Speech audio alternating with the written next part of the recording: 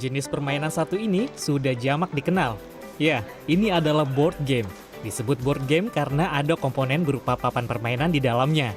Papan dibuka di tengah meja dan melibatkan lebih dari 2 pemain dengan banyak interaksi di sekitar area permainan.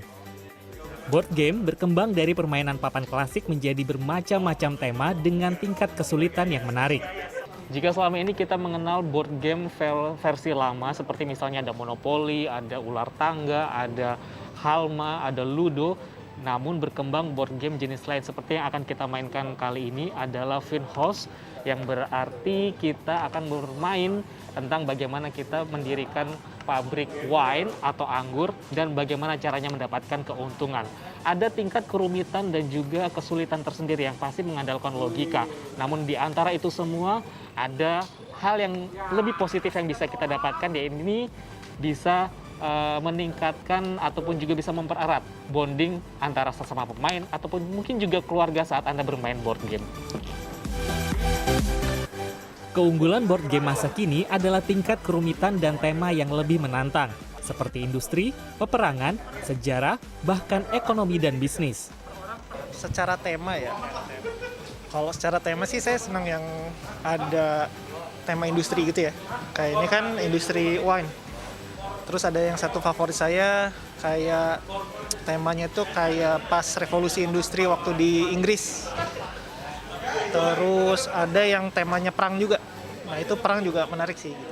Cuman biasanya balik lagi, saya tanya dulu ke teman-teman dulu nih, kita mau tema apa hari ini gitu. Aktivitas permainan semacam ini memang tengah berkembang di beberapa kota seperti Jakarta dan Depok. Beberapa penggemarnya sering berkumpul untuk sekedar mencoba tema permainan lain.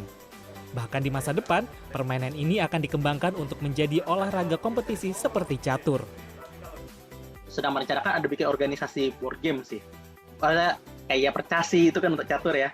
Nah, untuk board game juga akan ada dan rencananya emang mau dibikin lebih kompetitif, kompetisi, turnamen. Dan kalau bisa akan ikut dalam PON 4 tahun atau 5 tahun lagi. Katanya sih rencananya begitu, salah satu dari target organisasinya. Ya, cuma mungkin akan dimulai dari yang umum atau yang populer dulu board game-nya.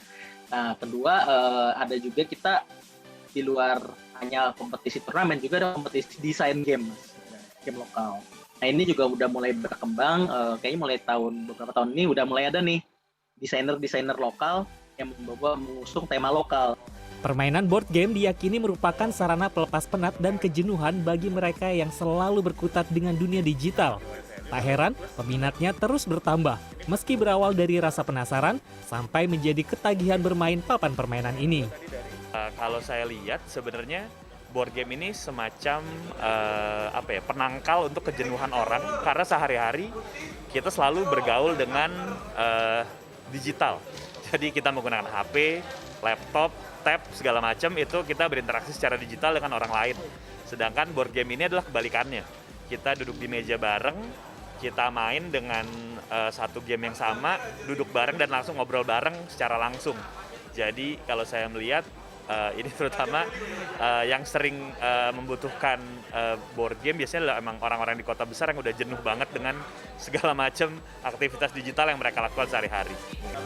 Interaksi humanis muncul mulai dari fase persiapan, pengaturan komponen permainan seperti bidak, melempar dadu, meletakkan kartu, mengambil aksi selama permainan, hingga memenangkan permainan. Hal itu menjadi kepuasan tersendiri di antara para pemain. Raff Raff Kaffi, Yulian Asri, Jakarta.